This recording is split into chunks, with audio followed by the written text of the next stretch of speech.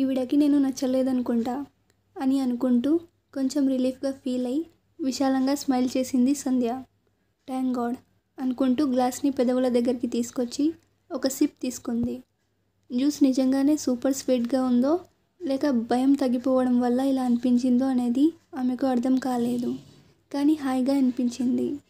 శోభకి మాట్లాడాలని లేకపోయినా ఇలా మొహం మార్చుకొని కూర్చుంటే బాగోదని ఫైనల్గా నిశ్శబ్దాన్ని ఛేదిస్తూ చిన్న చిరునవ్వుతో, మీ నాన్న పేరేంటి అమ్మా, ఏం చేస్తుంటారు అని అడిగింది. ఆ మాట విన్న వెంటనే సంధ్య నోట్లోని ఆరెంజ్ జ్యూస్ హఠాత్తుగా చేదుగా మారినట్లు అనిపించింది. తన తండ్రి జ్ఞాపకాలు వెల్లువెత్తడంతో ఆమె మొహం పడిపోయింది. సంధ్య ఎక్స్ప్రెషన్లో మార్పును గమనించిన విక్రమ్ తనే మాట్లాడుతూ, తనకి ఫాదర్ లేడమ్మా, జస్ట్ మదర్ అండ్ సిస్టర్ ఉన్నారు అని చెప్పాడు. శోభ అయ్యో అవునా అంటూ సానుభూతి చూపుతున్నట్లు నటించింది. కానీ లోతుగా ఆమె మనసు అప్పటికే నిర్ధారణకు దూకింది.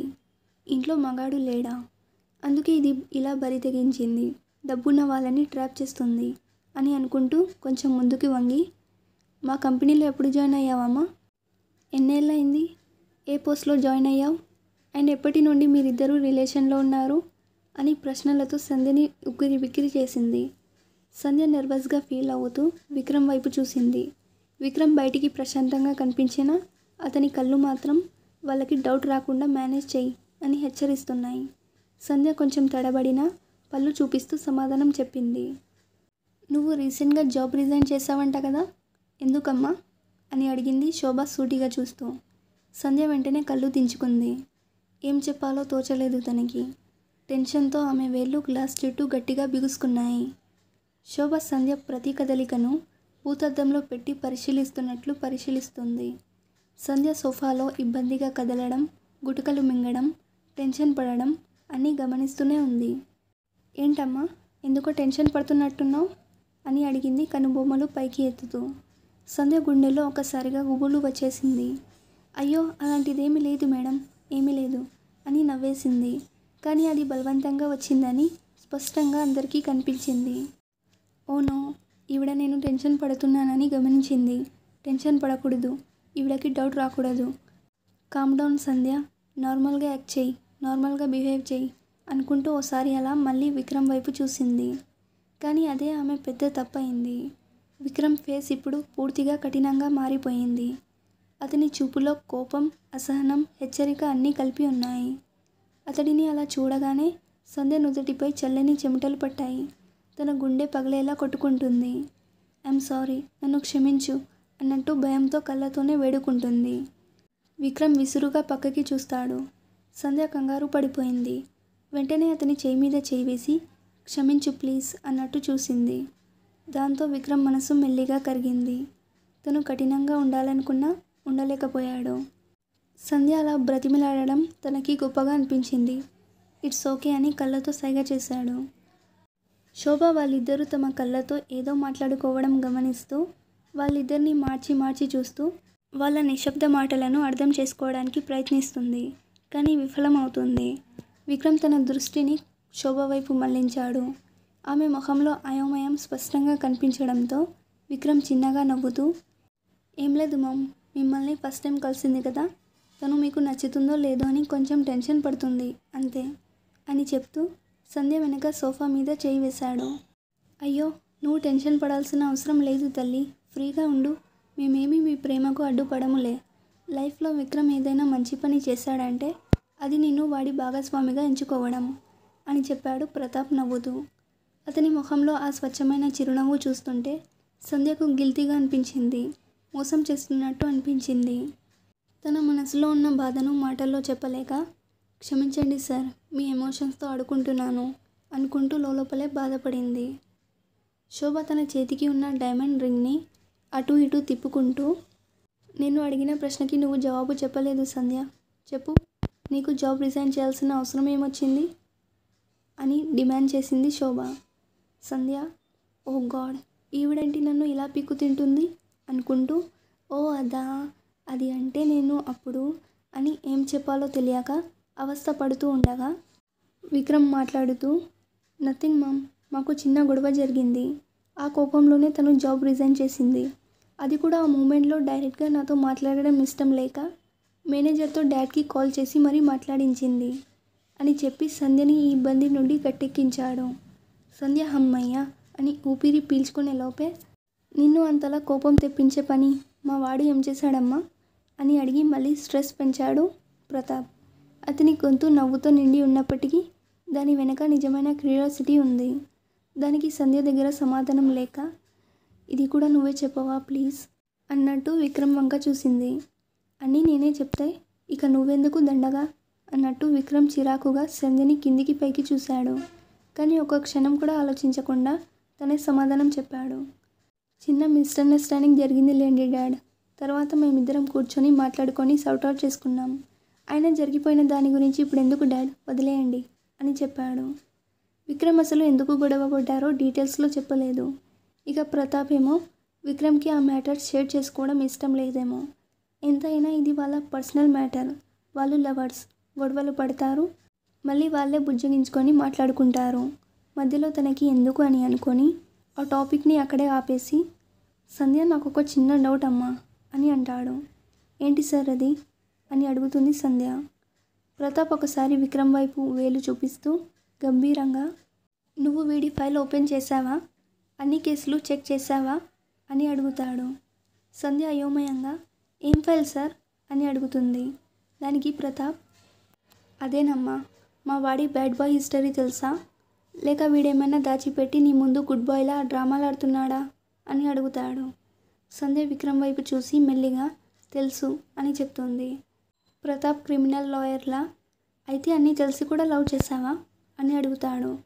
విక్రమ్ షాక్ అయి వెంటనే, డాడ్ వాట్ ఈస్ దిస్, ఏంటి ఇన్వెస్టిగేషన్ అని అడుగుతాడు. ప్రతాప్ తన చేతులు ముడుచుకొని డిటెక్టివ్లా చూస్తూ, ఇన్వెస్టిగేషన్ కాదురా, రియాలిటీ చెకింగ్. మీ ఇద్దరి మధ్య లాజిక్ లేదు. మీ ఇద్దరి నేచర్ పోలార్ ఆపోజిట్స్లా ఉంటాయి. సంధ్య సంప్రదాయానికి బ్రాండ్ అంబాసిడర్ అయితే నువ్వు Sunday branch, Monday hang over, life is short, let's party hard అనే ఫిలాసఫీతో తిరిగే స్టూపిడ్వి. సంధ్య దారిలో గుడి కనబడితే చేతులు జోడించి నమస్కరించే అమ్మాయి. ఏది చేసినా పెద్దల అనుమతి తప్పనిసరి అనే నియమాలతో బ్రతికే టైప్. నువ్వేమో షార్ట్స్ తాగి హై అయితేనే కానీ లైఫ్ అర్థం అవ్వదని నమ్మే మూర్ఖుడివి. ఇంత భిన్నమైన ఇద్దరి మనుషుల మధ్య లవ్ ఎలా ఫామ్ అయిందో నాకు అర్థం కావడం లేదు అని చెప్తాడు. దానికి విక్రమ్, డాడ్ లవ్ అనేది మ్యాజిక్. ఎప్పుడు జరుగుతుందో, ఎవరితో జరుగుతుందో ఎవరికి తెలియదు అని చెప్తాడు. ఆ మాట వినగానే శోభ తన మనసులో, ఇది లవ్ మ్యాజిక్ కాదురా, డబ్బు మ్యాజిక్. నువ్వు ఏదో ప్రేమలో తేలిపోతున్నావు కానీ అది ప్రేమిస్తుంది నిన్ను కాదు, నీ బ్యాంక్ బ్యాలెన్స్ని. బ్రాండెడ్ బట్టలు, డైమండ్ నెక్లెస్, హై హీల్స్ చూస్తుంటేనే అర్థమవుతుంది దీని అసలు స్వరూపం. పక్కా గోల్డ్ డిగ్గర్. లేకపోతే దీనికి ఇంత కాస్ట్లీ లైఫ్ స్టైల్ ఎక్కడిది. ఛా, వీడు ఈ అమ్మాయికి పూర్తిగా ఏటీఎం మిషన్ అయిపోయాడు అని అనుకుంటుంది. ప్రతాప్ తన కళ్ళజోడు సరి చేసుకుంటూ, ఆ మ్యాజిక్ ఎంతకాలం ఉంటుందిరా, ఒక వారం, ఒక నెల, లేకపోతే 6 నెలలా అని అడిగాడు. ఆ మాటలకి విక్రమ్ కంగారు పడతాడు. తన చెవి వెనక చెమటలు పడుతుంటాయి. కానీ స్ట్రాంగ్గా, లైఫ్ టైం ఉంటుంది డాడ్, నేను మారిపోయాను అని చెప్తాడు. ప్రతాప్ ఒక కనుబొమ్మలు పైకి ఎత్తుతూ, నిజంగానా, లేక ఇది ఒక క్యారెక్టర్గా ప్లే చేస్తున్నావా అని అడుగుతాడు. విక్రమ్ ఒక్కసారిగా స్టన్ అవుతాడు. డాడ్ ఏంటి నిజాలన్నీ అంత స్పష్టంగా ఎలా పసిగడుతున్నాడు అని మనసులో అనుకుంటూ, ఏంటి డాడ్, ఎందుకు మీకు నా మీద అంత అనుమానం అని అడుగుతాడు. ఏం చేయమంటావురా, నీ పాత రికార్డ్ చూస్తే భయం వేస్తుంది అని చెప్తాడు ప్రతాప్. విక్రమ్ గుడ్ బాయ్లా యాక్టింగ్ చేస్తూ, డాడ్ మీరు భయపడాల్సిన అవసరం లేదు. అప్పుడు నేను లైఫ్ని ఫన్గా తీసుకునేవాడిని, కానీ ఇప్పుడు సీరియస్గా తీసుకుంటున్నాను. ఇప్పుడు ఈ నా కొత్త లైఫ్ సంధ్యతోనే మొదలైంది, ఆమెతోనే ముగుస్తుంది. మీరు ఏ డౌట్స్ పెట్టుకోకండి. ఇక మీదట నా పేరుతో ఏదైనా కాంట్రవర్సీ వచ్చినా నమ్మకండి, అది ఫేక్ న్యూస్ మాత్రమే అని చెప్తూ సంధ్య వైపు చూస్తాడు. నువ్వు కూడా ఏదైనా చెప్పు అన్నట్టు. దాంతో సంధ్య ఇక తప్పదు అనుకుంటూ స్మైల్ చేస్తూ విక్రమ్కి సపోర్ట్ చేస్తూ, అవును సార్, విక్రమ్ నిజంగానే మారిపోయాడు. అన్ని చెడు అలవాట్లు మానేశాడు. ఇప్పుడు చాలా బాధ్యతగా ఉంటున్నాడు. మొదట నేను కూడా నమ్మలేకపోయాను, కానీ అతని మార్పు రియల్. నేనే స్వయంగా నా కళ్ళతో చూశాను. అందుకే నాకు అతని మీద పూర్తి నమ్మకం కలిగింది. ఇక ఈ విషయంపై మీరు కూడా ఎలాంటి అనుమానాలు పెట్టుకోకండి అని చెప్తుంది. ఆ మాటలకి విక్రమ్ తనలో తానే నవ్వుకున్నాడు. పర్లేదు, బాగానే నటిస్తుంది అని అనుకున్నాడు. ప్రతాప్ ఒక పెద్ద చిరునవ్వుతో, మా వాడు నిజంగానే మారిపోయాడంటే నాకు అంతకంటే ఆనందం ఏది లేదమ్మా. మీరు ఇద్దరు జీవితాంతం ఈ ప్రేమను, ఈ నమ్మకాన్ని, ఈ బంధాన్ని ఇలాగే ఉంచుకోవాలని కోరుకుంటున్నా అని ఆశీర్వదిస్తూ, సరే ఈ విషయం మీ వాళ్ళకి చెప్పావమ్మా? మీ వాళ్ళు ఒప్పుకున్నారా అని అడిగాడు. సార్, వాళ్ళకి తెలుసు, వాళ్ళకి ఎలాంటి అభ్యంతరం లేదు అని చెప్పింది సంధ్య చక్కని చిరునవ్వుతో. అయితే ఇంకేంటి, మీ పెళ్ళి అయిపోయినట్టే, ఇంకా ఎందుకు సార్ అని పిలుస్తున్నావమ్మా మావయ్యను అంటాడు ప్రతాప్. అతన్ని అలా పిలవడం ఇష్టం లేక సంధ్య తెలివిని ఉపయోగిస్తూ నోరు తెరవకుండా అలాగే అన్నట్టు తల మాత్రమే ఊపి తప్పించుకోవాలని చూసింది. కానీ విక్రమ్ ఊరుకుంటాడా? సంధ్య, మావయ్య అని పిలువు అని బలవంతంగా సంధ్య నోటి నుండి మావయ్య అని చెప్పించాడు. సంధ్యకి ఇప్పుడు ప్రశ్నల నుండి కాస్త బ్రేక్ దొరికింది. అప్పటి వరకు పడ్డ టెన్షన్ వల్ల తన గొంతు ఎండిపోయినట్టు అనిపించింది. దాహం తీర్చుకోవాలనే తపనతో తన చేతిలో ఉన్న ఆరెంజ్ జ్యూస్ను పెదవుల దగ్గరికి తీసుకొచ్చి గటగట తాగుతుంటే సడన్గా విక్రమ్ ఆమె నుండి ఆ గ్లాస్ లాక్కొని, తాగింది చాలే, రా నీకు ఇల్లు చూపిస్తా అంటూ ఆమె చేయి పట్టుకుని పైకి తీసుకెళ్లాడు. ప్రతాప్ వాళ్ళని చూసి మురిసిపోతూ తన భార్య వైపు తిరిగి, అమ్మాయి ఎలా ఉంది, నచ్చిందా అని అడిగాడు. ఒక లోతైన శ్వాస శోభ పెదవుల నుండి తప్పించుకుంది. అమ్మాయి బాగానే ఉందండి, కానీ మన స్థాయికి తగ్గ కుటుంబం నుండి వచ్చి ఉంటే బాగుండేది అని తన మనసులోని మాట చెప్పేసింది. తనకి ఆస్తిపాస్తులు లేకపోతే ఏంటి శోభ, మన దగ్గర ఉన్నాయి కదా. విక్రమ్ తర్వాత 10 తరాలు కూర్చొని తిన్నా తరగనంత ఆస్తి ఉంది, అది చాలదా? అయినా మనకి విక్రమ్ సంతోషం ముఖ్యం, వాడు సంతోషంగా ఉంటే చాలు, అంతకంటే ఏం కావాలి చెప్పు అని చెప్తాడు ప్రతాప్. అయినా శోభ కన్విన్స్ అవ్వదు. ఈ లో క్లాస్ అమ్మాయిని తన కొడుకు చేసుకుంటే బయట తన పరువు పోతుందని, తన ఫ్రెండ్స్ ముందు తను నవ్వుల పాలు అవుతుందని తను అనుకుంటుంది. ఇక విక్రమ్ ఏమో సంధ్యని ఇల్లు చూపిస్తారా అని పైకి తీసుకెళ్ళి, రా డార్లింగ్ అంటూ డోర్ తెరిచి డైరెక్ట్గా తన బెడ్రూమ్లోకి తీసుకెళ్ళిపోయాడు.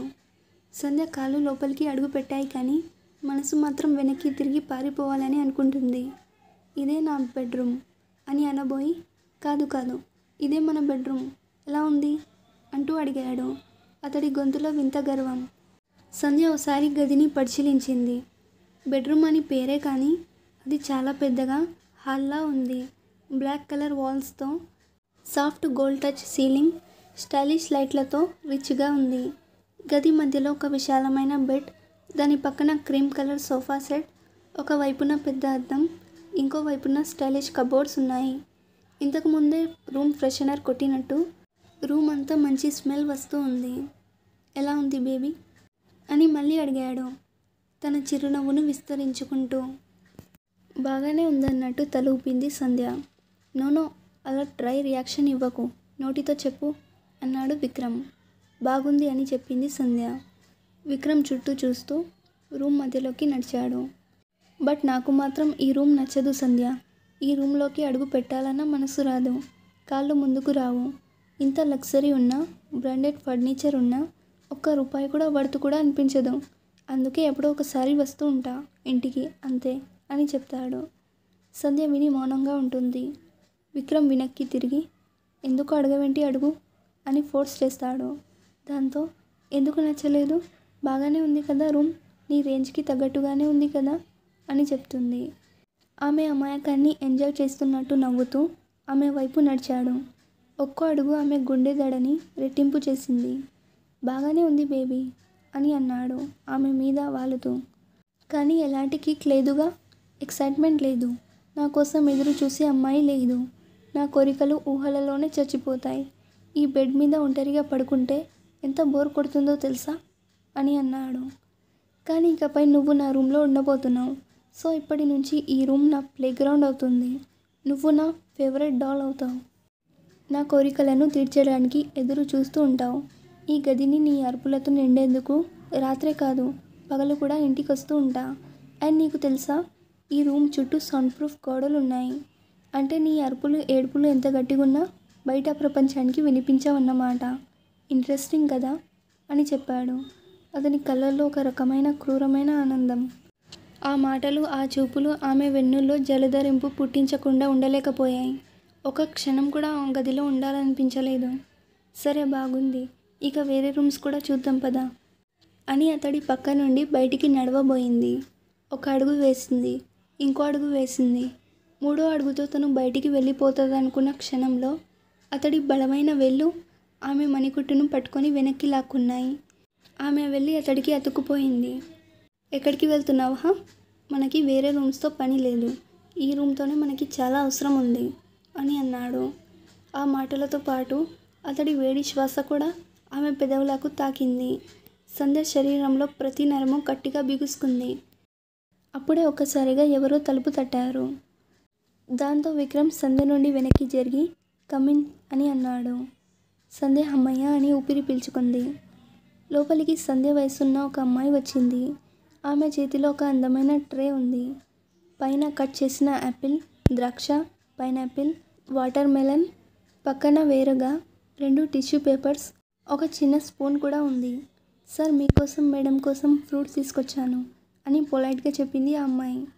Okay give it to her అని అన్నాడు విక్రమ్. ఆ అమ్మాయి ట్రేను సంధ్యకిచ్చి వెళ్ళిపోయింది. చూసావా సంధ్య, ఇలా ఉంటుంది నీ జీవితం నన్ను పెళ్లి చేసుకున్నాక. ఎవ్రీ డే VIP ట్రీట్మెంట్ ఉంటుంది, మహారాణిలా బ్రతకొచ్చు. రా ఇద్దరం కలిసి తింటూ మాట్లాడుకుందాం అంటూ బాల్కనీ వైపు లాక్కెళ్ళిపోయాడు. అరగంట వరకు విక్రమ్ సంధ్యని టార్చర్ చేశాడు. మాటలతో, చూపులతో, ఆ డబుల్ మీనింగ్ డైలాగ్స్తో ప్రతి ఫ్రూట్ మీద ఒక మీనింగ్ వేస్తూ అవి తనతో కంపేర్ చేస్తూ సంధ్యకి BP పీక్స్కి వెళ్ళేలా చేశాడు. సంధ్య లోపల మండిపోతున్నా బయటికి మాత్రం కామ్ ఎక్స్ప్రెషన్ మెయింటైన్ చేసింది. వీడి నుండి ఎలా తప్పించుకోవాలని ఆలోచిస్తుంది. అప్పుడే మీ ఇద్దరిని పెద్దబాబు గారు భోజనానికి పిలుస్తున్నారు అని పని మనిషి వచ్చి చెప్పింది. సంధ్య వెంటనే వస్తున్నాం పద అని లేచి విక్రమ్ని ఒక చూపు కూడా చూడకుండా ఫుల్ స్పీడ్లో బయటికి వెళ్ళిపోయింది. విక్రమ్ నవ్వుతూ జేబులో చేతులు తుడుచుకుంటూ తన వెనకాలే నడిచాడు. ఈ అర్జెన్సీ ఎందుకు బంగారం? ఫుడ్ కోసమా, లేకపోతే నా నుండి ఎస్కేప్ అవ్వడం కోసమా అని అడిగాడు. సంధ్య జవాబు ఇవ్వలేదు. కానీ విక్రమ్ని మనస్ఫూర్తిగా తిట్టుకుంటూ ఆవేశంగా మెట్లు దిగుతుంటుంది. తను నడుస్తున్న విధానం చూసి సంధ్య కేర్ఫుల్, మెల్లిగా నడువు, నీకేమైనా అయితే నా బుజ్జిగాడు తట్టుకోగలడా చెప్పు అని చెప్పాడు. ఆ మాటలు విని సంధ్యకి మరింత కోపం వచ్చింది. వీడితో ఉండడం కంటే ఇక్కడ నుండి జారిపడి తల పగిలి డైరెక్ట్గా పైకి పోయి ఉంటే బాగుండు అనుకుంటూ ఇంకా జోరుగా అడుగులు వేయడం మొదలుపెట్టింది. తను అలా అనుకుందో లేదో తన డ్రెస్ తన కాలికి చిక్కుకుంది. అంతే, తను బ్యాలెన్స్ కోల్పోయింది. తన కళ్ళు భయంతో పెద్దవయ్యాయి. హృదయం ఒక్కసారిగా అదిరిపోయినట్లయింది. తన గొంతులోంచి భయంతో కేకలు వచ్చాయి. కానీ అంతలోనే వెనక ఉన్న విక్రమ్ మెరుపు వేగంతో ఆమె మణికట్టును గట్టిగా పట్టుకున్నాడు. దాంతో సంధ్య ఒక్కసారిగా గాల్లోనే హ్యాంగ్ అయిపోయింది. ఒక క్షణం ఆమెకి ఏం జరిగిందో అర్థం కాలేదు. మెల్లిగా తడబడుతూ కళ్ళు తెరిచి వెనక్కి చూసింది. విక్రమ్ అక్కడే నవ్వుతూ నిలబడి ఉన్నాడు. అతని కళ్ళల్లో కొంటెతనం ఇప్పటికీ తగ్గలేదు. ఆమెను చూస్తూ నవ్వుతూ, నా పర్మిషన్ లేకుండా నీకు పై వరల్డ్లో ఎంట్రీ లేదులే బంగారం, రా అంటూ అలాగే ఆమె మణికట్టు పట్టుకొని గ్రాండ్ డైనింగ్ టేబుల్ దగ్గరికి తీసుకెళ్లాడు. అక్కడ ప్రతాప్ ఆల్రెడీ కూర్చొని ఉన్నారు. కానీ శోభ మాత్రం కనిపించడం లేదు. రండి కూర్చోండి అని పలికాడు ప్రతాప్ తన హుందాతనంతో. డాడ్, మామ్ ఎక్కడా అని అడిగాడు విక్రమ్. ప్రతాప్ చాలా ప్రశాంతంగా, బాగా జర్నీ చేసి వచ్చింది కదరా, బాగా హెడేక్గా ఉందంట, టాబ్లెట్ వేసుకొని రెస్ట్ తీసుకుంటానని రూమ్కి వెళ్ళిపోయింది. మిమ్మల్ని తినేయమంది, కూర్చోండి అని చెప్పాడు. సంధ్య ఆలోచిస్తుంది. ఏంటి ఈవిడ నన్ను రిజెక్ట్ చేస్తుంది అనుకుంటే వెళ్ళి పడుకుందా అని అనుకుంది. శోభ ప్రవర్తన చూస్తే సంధ్య తనకు నచ్చలేదు అన్నట్టుగానే ఉంది. కానీ శోభ మాత్రం బయటికి ఏమీ చెప్పడం లేదు. అసలు శోభ మనసులో ఏముందో సంధ్యకి అర్థం కావడం లేదు. విక్రమ్ ఏదో పర్ఫెక్ట్ జెంటిల్మెన్ లాగా కుర్చీలాగి సంధ్యని కూర్చోమన్నాడు. సంధ్య కూర్చున్న తర్వాత తన పక్కనే విక్రమ్ కూర్చున్నాడు. టేబుల్ మీద పెద్ద పెద్ద బౌల్స్లో రంగురంగుల వంటకాలు మెరిసిపోతూ ఉన్నాయి. సాంప్రదాయ రుచుల నుంచి మొదలుకొని ఇంటర్నేషనల్ డిషెస్ వరకు అన్ని చోటు చేసుకున్నాయి. ఇంకోవైపు డ్రింక్స్, రకరకాల ఫ్రూట్స్ జ్యూసెస్ ఉన్నాయి. పనివాళ్ళు ప్లేట్లో వడ్డిస్తూ ఉంటారు. మొహమాట పడకుండా తినమని చెప్తాడు ప్రతాప్. సరే అన్నట్టు తల ఊపింది సంధ్య. ఇక వాళ్ళందరూ తినడం ప్రారంభిస్తారు. అరగంటలో వాళ్ళ భోజనం అయిపోయింది. ప్రతాప్ చేతులు కడుక్కోవడానికి వెళ్ళారు. సంధ్య సైలెంట్గా డైనింగ్ టేబుల్కి ఆనుకొని నిల్చుంది. విక్రమ్ స్లో స్టెప్స్తో సంధ్య పక్కకి వచ్చి నిలబడ్డాడు. సంధ్య అతడిని చూడనట్టు నటిస్తూ టిష్యూని ఫోల్డ్ చేస్తూ ఉంది. ఈరోజు నువ్వు చాలా బాగా బిహేవ్ చేశావు. నన్ను కూడా సపోర్ట్ చేశావు. నేను ఇంప్రెస్ అయ్యా అని చెప్పాడు. సంధ్య వింటూ మౌనంగా ఉంది. విక్రమ్ ఆమె చేతిలో నుంచి టిష్యూ తీసేసి పక్కన పెడుతూ ఈరోజు నిన్ను ఇంటికి పంపించేస్తున్నా అని చెప్పాడు. ఆ మాట వినగానే సంధ్య గుండె బీట్ స్కిప్ అయింది. ఒక్కసారిగా కళ్ళల్లో వెలుగు వచ్చి తలెత్తి విక్రమ్ని చూసింది. నిజంగానా అన్న ఆమె ప్రశ్నలో ఎక్సైట్మెంట్ కనిపించింది. నిజంగానే. రేపు మేము మీ ఇంటికి వస్తాం. అప్పుడు నువ్వు మీ ఇంట్లోనే ఉండాలి కదా. అందుకే నిన్ను ఇంటికి పంపించేయాలని ఫిక్స్ అయిపోయా అని చెప్పాడు. అంతే. ఒక్కసారిగా సంధ్య మొహం ముద్దుగా చిరునవ్వుతో వెలిగిపోయింది. విక్రమ్ బట్ అని ఇంకా ఏదో చెప్పాలనుకున్నాడు. కానీ సంధ్య మొహంలో విపరీతమైన ఆనందం చూసి చెప్పలేకపోయాడు. తన ఆనందం స్పాయిల్ చేయాలని అనిపించలేదు. తనతో ఉన్నప్పుడు సంధ్య ఎప్పుడు జెన్యున్గా స్మైల్ చేయదు. అందుకే విక్రమ్కి ఆ మూమెంట్ మొత్తం గుండెలో ఎక్కడో డీప్గా టచ్ అయింది. సంధ్య ఆనందంగా ప్రతాప్ రాగానే ఇక నేను వెళ్తాను సార్ అని చెప్పింది. సరే అమ్మా, ఎప్పుడు రమ్మంటారో చెప్తే మీ ఇంటికి వచ్చి పెళ్లి గురించి మాట్లాడతాము అని చెప్పాడు ప్రతాప్. అలాగే సార్, ఇంట్లో అడిగి చెప్తాను అని చెప్పింది సంధ్య.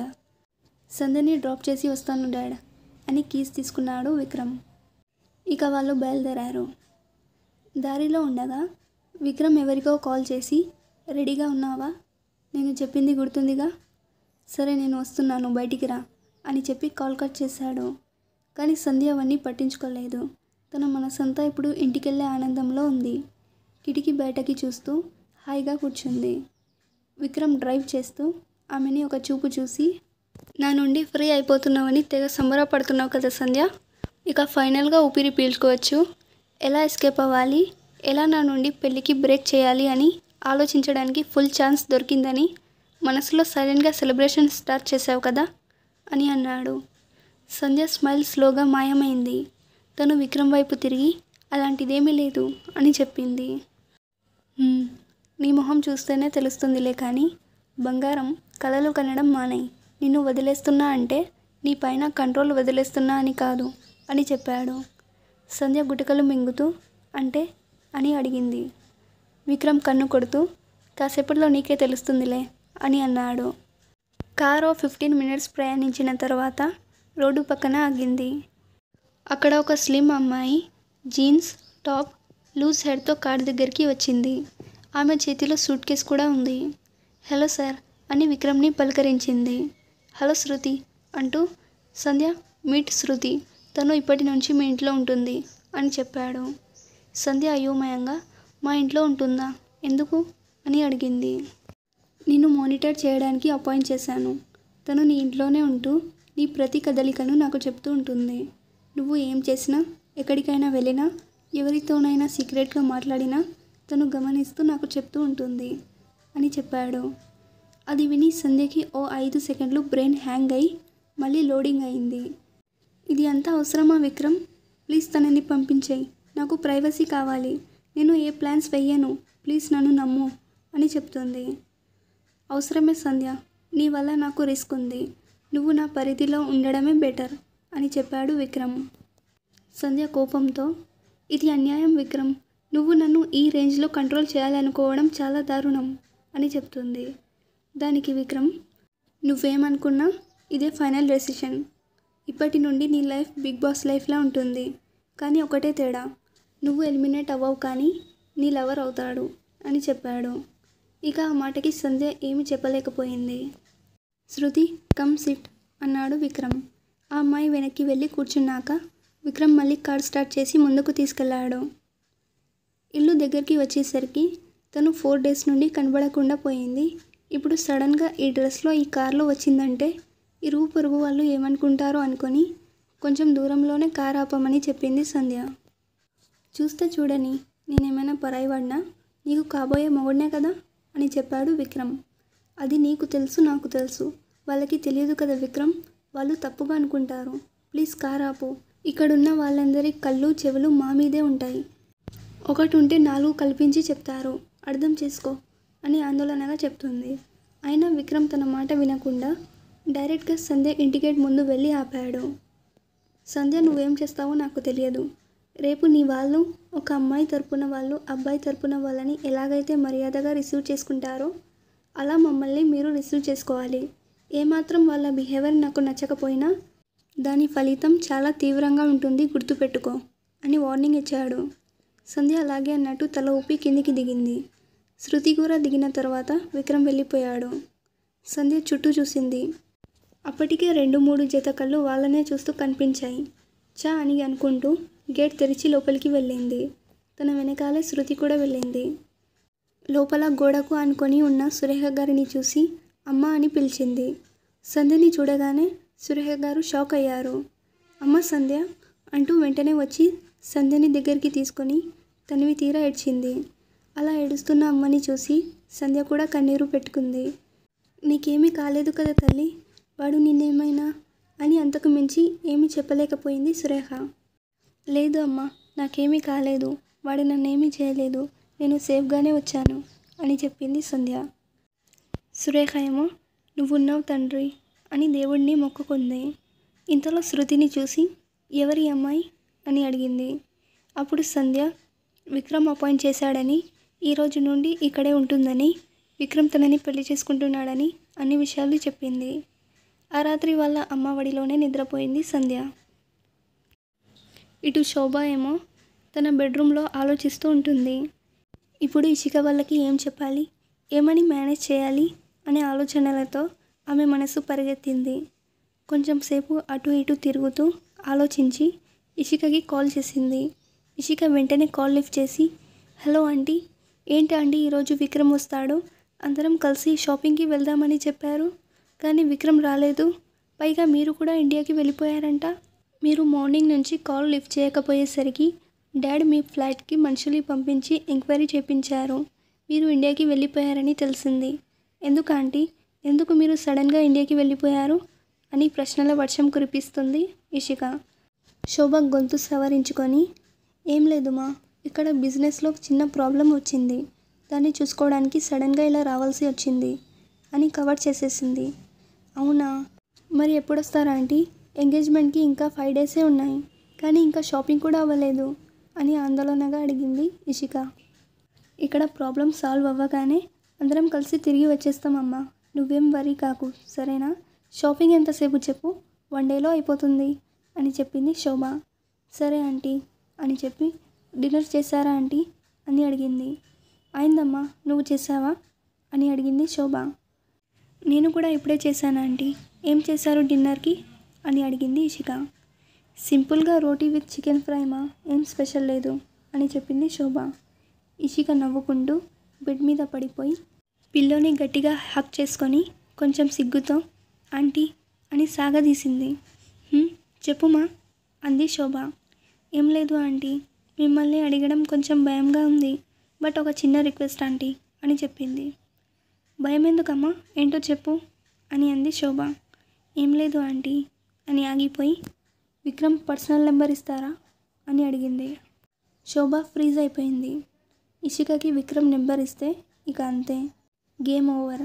విక్రమ్ క్లియర్గా చెప్పేస్తాడు తను సంధ్యని పెళ్లి చేసుకుంటున్నాడని, అలా జరగడానికి వీలు లేదు అనుకుంటూ ఆమె ప్రశాంతంగా ఉండడానికి ప్రయత్నిస్తూ, చెప్పాను కదమ్మా ఇక్కడ కొంచెం ప్రాబ్లం ఉందని, యాక్చువల్గా ఆఫీస్లో ప్రాబ్లం అయి క్లయింట్ కేసు పెట్టాడు, దాని గురించి విక్రమ్ చాలా స్ట్రెస్ అవుతున్నాడు, ఈ విషయం బయటికి పోకుండా సాల్వ్ చేయడానికి ట్రై చేస్తున్నాడు, అందుకే ఇప్పుడు రెస్పాండ్ అవ్వకపోవచ్చు, ఈ మ్యాటర్ సెటిల్ అవ్వగానే నేనే వాడితో నీకు కాల్ చేయిస్తాను సరేనా అని చెప్పింది. దాంతో ఇషిక కాస్త డిసప్పాయింట్ అవుతుంది. అయ్యో అలాగా ఆంటీ, విక్రమ్కి ఎక్కువ స్ట్రెస్ తీసుకోవద్దని చెప్పండి, ఏదైనా హెల్ప్ కావాలంటే చెప్పండి, డాడ్ తప్పకుండా హెల్ప్ చేస్తారు అంది ఆందోళనతో. ఇషిక ఆందోళనకు లత హృదయం కరిగింది. చిన్న చిరునవ్వుతో, దాని అవసరం లేదులే స్వీటీ, ఈ మ్యాటర్ను ఎలా సాల్వ్ చేయాలో నాకు బాగా తెలుసు అంది Shobha. Okay aunty, good night, take care అని చెప్పి ఇషిక కాల్ పెట్టేసింది. నెక్స్ట్ డే సంధ్య నిశ్శబ్దంగా కుర్చీలో కూర్చొని అద్దంలో తన ప్రతిబింబాన్ని చూస్తూ ఉంది. శృతి ఏమో ప్రశాంతంగా జాగ్రత్తగా సంధ్య జుట్టును సెట్ చేస్తూ లైట్గా మేకప్ వేస్తూ ఉంది.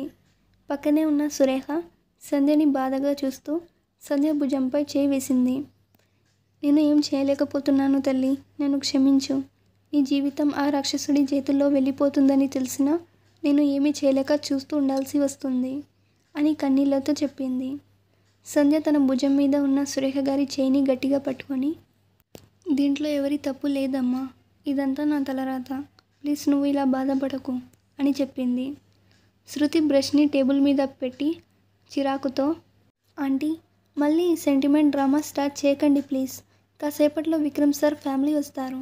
మీరు ఇలా ఏడుపు మొహంతో ఇష్టం లేదన్నట్టు ఫోర్స్డ్గా కనిపిస్తే మీకే ప్రాబ్లం చూడండి చెప్తున్నా అని వార్నింగ్ ఇచ్చింది. ఇంతలో 2 కార్స్ సంధ్య ఇంటి ముందు ఆగుతాయి. ఒక దానిలో విక్రమ్, ఇంకో కారులో ప్రతాప్ అండ్ శోభ ఉన్నారు. కార్ ఆగగానే శోభకి తల నుంచి కాళ్ళ వరకు ఒక అసహ్యపు అనుభూతి కలిగింది. ఆ గలీలు, ఆ మట్టి రోడ్డు, బయట తిరిగే కోళ్ళు చూసి గబుక్కున తన ఖరీదైన హ్యాండ్ బ్యాగ్ను బిగించి పట్టుకుంది. ప్రతాప్ కిందికి దిగాడు. చుట్టూ ఒకసారి చూశాడు. తన నడుము కొద్దిగా విరుచుకుంటూ లోతుగా ఊపిరి తీసుకున్నాడు. ఎలాంటి అసౌకర్యం లేకుండా ఏదో చాలా సంవత్సరాల తర్వాత ఇంటికి వచ్చినంత సుఖంగా, ఎంతో ఆత్మీయతగా చుట్టూ ఉన్న ఆ వాతావరణాన్ని ఆస్వాదించసాగాడు. వెంటనే చిన్నప్పటి జ్ఞాపకాలు తలుకుమన్నాయి.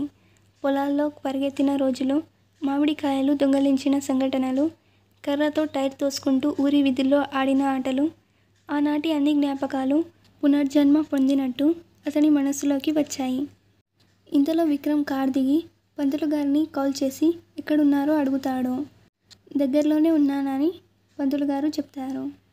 ప్రతాప్ శోభని చూస్తూ, ఏంటి శోభ అలాగే కూర్చున్నావు, దిగు బయటికి రా, చూడు ఎంత ప్రశాంతంగా ఉంది వాతావరణం, ఎక్కడ చూసినా పచ్చదనం, గాలిలో చల్లదనం, ఇక్కడ ఏసీ అవసరం ఉండదు, వాతావరణం తానుగా కూల్గా ఉంటుంది, నగరాల్లో డబ్బు పెట్టినా దొరకని ఫ్రెష్ గాలి ఇక్కడ ఉచితంగా లభిస్తుంది, ఆరోగ్యానికి కూడా చాలా మంచిది అని చెప్తాడు.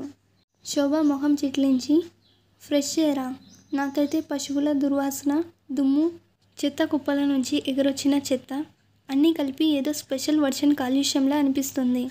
ఇక్కడ 10 నిమిషాలు కూర్చుంటే దగ్గు జ్వరం పక్కా, ఇంకొంచెం సేపు ఉంటే డైరెక్ట్గా హాస్పిటల్ స్ట్రక్చర్ మీద తీసుకెళ్లాల్సి వస్తుంది అని చెప్పింది.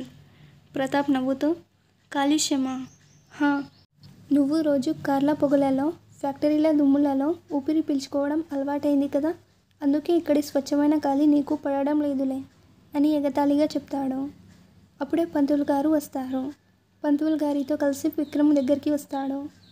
ఏంటిరా విక్రమ్ ఇది, ఈ ఊరేంటి, ఈ గలీలేంటి, మొత్తం దుమ్ము ధూళి, ఇక్కడ ఎలా బతుకుతారా మనుషులు, ఎటు చూసినా మురికి, చెత్త, కాలువల వాసన, ఇది ఊరా లేక 100 హౌసా, ఆ కాకులు చెడు ఎలా అరుస్తున్నాయో, చెవులు పగిలేలా, చ, నాకు ఒక్క నిమిషం కూడా ఇక్కడ ఉండాలనిపించడం లేదు అని అంటుంది శోభ.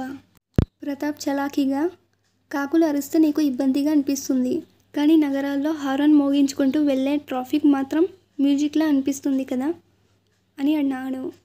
శోభ ప్రతాప్ను కోపంగా చూస్తూ, నువ్వు ఎంతో పెద్ద బిజినెస్ మ్యాన్ అయ్యావు కానీ ఇంకా ఈ పాడుపడ్డ ఊరి వీధుల్లో బ్రతికే వాళ్ళ లెవెల్లోనే ఉన్నావు. నీ స్థాయి పెరిగింది కానీ నీ టేస్ట్ మాత్రం ఇక్కడి నుండి ఒక్క అడుగు కూడా ముందుకెళ్ళలేదని నాకు ఇప్పుడు అర్థమైంది అని చెప్పింది. నీ లైఫ్లో డబ్బు వచ్చాక నువ్వు నీ పుట్టిన ఇంటినే మర్చిపోయావు, కానీ నేను ఎంత ఎదిగినా నా తొలి అడుగు వేసిన నేలని మాత్రం అసహించుకోను. అలా చేస్తే నన్ను తినిపించిన భూమిని నేనే అవమానపరిచినట్టు అవుతుంది అని చెప్పాడు ప్రతాప్. అవును అవును, మనం ఎంత ఎదిగినా సరే పాడుబడిన ఊరిలోనే కూర్చొని దుమ్ము మింగుతూ, కాలుష్యాన్ని గాఢంగా ఊపిరి తీసుకుంటూ, దోమల సైన్యంతో రోజులు గడపడంలోనే నిజమైన ఆనందం ఉంటుంది అని చెప్పింది శోభ ఎగతాళిగా. వీళ్ళ గొడవ వింటూ విక్రమ్ ఇరిటేట్ అయి, మామ్, డాడ్, ఎనఫ్ అని అంటూ శోభ వైపు తిరిగి, మామ్, నిజం చెప్పాలంటే నాకు కూడా ఇక్కడ ఉండడం అసహ్యంగా ఉంది, బట్ సంధ్య కోసం భరించాల్సి వస్తుంది, అయినా నేనేమైనా ఇక్కడే శాశ్వతంగా ఉండిపోతానా ఏంటి మామ్, సంధ్యని పెళ్లి చేసుకున్నంత వరకే కదా, ఆ తర్వాత మళ్ళీ నేను ఈ ఊరు వైపు కూడా తిరిగి చూడను, ప్లీజ్ నా కోసం కొన్ని నిమిషాలు భరించు మామ్, తర్వాత మనం మన ప్రపంచానికి తిరిగి వెళ్ళిపోదాం అని చెప్పాడు. విక్రమ్ అలా చెప్పేసరికి ఇక శోభ ఏమీ అనదు. కానీ మనసులో మాత్రం ఓ ఇంటర్నేషనల్ స్కూల్లో చదివి లండన్లో MBA చేసి ఎక్కడా అమ్మాయిలే దొరకనట్టు ఈ మట్టిలో పెరిగిన అమ్మాయిని పెళ్లి చేసుకుంటాడట. కళల్లో కూడా ఊహించని స్థాయికి దిగజారిపోయాడు అని అనుకుంటూ కారు దిగి ఎక్కడ ఏదైనా తన డిజైనర్ శారీకి అంటుకుంటుందేమో అన్న భయంతో నెమ్మదిగా అడుగులేస్తూ అందరితో కలిసి లోపలికి వెళ్ళింది. ఇల్లు చిన్నదే అయినా ముందున్న కాంపౌండ్లో పూల ముక్కలతో అలంకరించి చక్కగా ఉంది. సురేఖ గారు ముందుకొచ్చి వాళ్ళని పద్ధతిగా నమస్కారం చేసి లోపలికి రండి అంటూ లోపలికి ఆహ్వానిస్తుంది. రండి బాబు కూర్చోండి అంటూ సోఫాలు చూపిస్తుంది కూర్చోమని. శోభ లోపలికి వచ్చిన వెంటనే చుట్టూ చూసి ఇంకాస్త అసహ్యపడింది. ఇంటి మధ్యలో ఓ చిన్న వంటగది, చిన్నపాటి ఫర్నిచర్. అసలు 2025లో ఉన్నామా లేక టైం మిషన్లో ఎక్కి 1950లో ల్యాండ్ అయిపోయామా అన్నంత వింత అనుభూతి కలిగింది ఆమెకు. అందరూ కూర్చున్నారు. శోభ బిగుసుకొని సోఫా ఎడ్జ్కి కూర్చుంది. సురేఖ గారు మా చిన్నమ్మాయి అని ప్రియని పరిచయం చేసింది. ప్రియ నమస్కారం చేసి మంచినీళ్ళు అందిస్తుంటే ఈ మర్యాదలు తర్వాత, తొందరగా అమ్మాయిని తీసుకురండి, మాట్లాడి వెళ్ళిపోతాం, మాకు అవతల చాలా పనులున్నాయి అని చెప్పింది శోభ. దాంతో శృతి సంధ్యని తీసుకొచ్చింది. పసుపు రంగు చీరలో బుట్ట బొమ్మలా నడిచి వస్తుంది సంధ్య. ఆమె అందానికి విక్రమ్ చాలా పొంగిపోయాడు. సంధ్య అందరికీ టీ అందిస్తూ శోభ దగ్గరికి వస్తే నాకొద్దు అని చెప్పింది. సంధ్య ఆ ట్రేని ప్రియకిచ్చి వాళ్ళ ముందు కూర్చుంది. ఈ అమ్మాయి ఎవరు అని శృతిని చూపిస్తూ అడిగాడు ప్రతాప్. సురేఖ గారు కాస్త తడబడుతూ మా చుట్టాలమ్మాయి, సెలవుల్లో వచ్చింది, ఇక్కడే ఉంటుంది అని చెప్పారు. శృతి వాళ్ళని నమస్కారం చేసింది. ఇప్పుడు ఇంట్లో వాతావరణం నిశ్శబ్దంగా ఉంది. శోభ అసహ్యంగా చూస్తూ కూర్చుంది. విక్రమ్ కాఫీ తాగుతూ సంధ్యను తినేసేలా చూస్తున్నాడు. ప్రతాప్ కళ్ళజోడు సరిచేసుకుంటూ మాట్లాడడం మొదలుపెట్టాడు. సురేఖ గారు ప్రతాప్ గారి మాటలు మౌనంగా వింటూ శాంతంగా ఉన్న విక్రమ్ భయంకర ముసుగును చూస్తూ ఉన్నారు. పెద్దలుగా మనం వాళ్ళకి పెళ్లి చేసి ఒక మంచి భవిష్యత్తుని ఇవ్వాలి, అది మన బాధ్యత అని చెప్తూ కట్న కానుకలు ఏమీ వద్దని సంధ్యని పెళ్లి చేసి పంపిస్తే చాలని ముగిస్తారు ప్రతాప్. సురేఖ గారు మౌనంగా ఉంటారు. దాంతో శృతి మాట్లాడి మీలాంటి గొప్ప వాళ్ళ ఇంటికి కోడలిగా రావడం మా సంధ్యక్క అదృష్టం అని చెప్తుంది నవ్వుతూ. ప్రతాప్ గారు కూడా నవ్వుతారు. కానీ సురేఖ గారి మాట కోసం వేచి చూస్తారు. సంధ్య తల తిప్పి సురేఖ గారిని చూస్తుంది. ప్లీజ్ అమ్మ మాట్లాడు అన్నట్టు. దాంతో సురేఖ గారు బాధని దిగమింగుకుంటూ మీరు చెప్పినట్టే కానివ్వండి బాబుగారు, మాకు ఎలాంటి అభ్యంతరం లేదు అని చెప్తుంది. దాంతో పెద్ద చిరునవ్వుతో అయితే ఇంకేంటి ఆలస్యం పంతులు గారు, నిశ్చితార్థానికి మంచి ముహూర్తం చూడండి అని చెప్తారు ప్రతాప్. విక్రమ్ ఖాళీ కప్ని పక్కన పెడుతూ నో డాడ్, ఎంగేజ్మెంట్ కాదు, డైరెక్ట్గా పెళ్ళికి ముహూర్తం పెట్టమని చెప్పండి అని చెప్తాడు. ప్రతాప్ అయోమయంగా నిశ్చితార్థం ఎందుకు వద్దురా అని అడుగుతాడు. నిశ్చితార్థం అవి ఇవి అంటూ టైం వేస్ట్ చేయడం నాకు ఇష్టం లేదు డాడ్ అని చెప్తూ పంతులు గారు మా పెళ్ళికి మంచి ముహూర్తం పెట్టండి, లాంగ్ కాకుండా త్వరగా ఏదైనా ముహూర్తం ఉంటే చెప్పమని చెప్తాడు విక్రమ్. పంతులు గారు ఇద్దరి జాతకాలు చూస్తూ ఆహా ఓహో, ఇద్దరి జాతకాలు బ్రహ్మాండంగా కలిశాయి. వీళ్ళ జాతకాల ప్రకారం ఈ శుక్రవారం దివ్యమైన ముహూర్తం ఉంది, మీరు ఖాయం చేయమంటే నేను లగ్న పత్రిక రాస్తాను అని చెప్తారు. ఆ మాటలు వినగానే అందరూ షాక్ అయిపోతారు. శుక్రవారం అంటే 4 రోజులే ఉందని. కానీ విక్రమ్ మాత్రం హ్యాపీగా ఫీల్ అవుతాడు. తను సైడ్ స్మైల్తో ఆ ముహూర్తమే ఖాయం చేయండి పంతులు గారు అని చెప్తాడు. అందరూ ఇంకా షాక్ అవుతారు. సురేఖ గారు ముందుగా తేరుకొని వెంటనే లేదు లేదు క్షమించండి, 4 రోజుల్లో పెళ్ళంటే కుదరదు అని చెప్పేస్తుంది. ఎందుకంటే ఎక్కువ టైం ఉంటే ఎలాగో అలా విక్రమ్ బారి నుండి తప్పించుకునే ఏదైనా అవకాశం దొరుకుతుందనే ఆశతో. కానీ విక్రమ్ స్మైల్ మాయమవుతుంది. తను పిడికిలి బిగించి ఎందుకు కుదరదు అని అడుగుతాడు.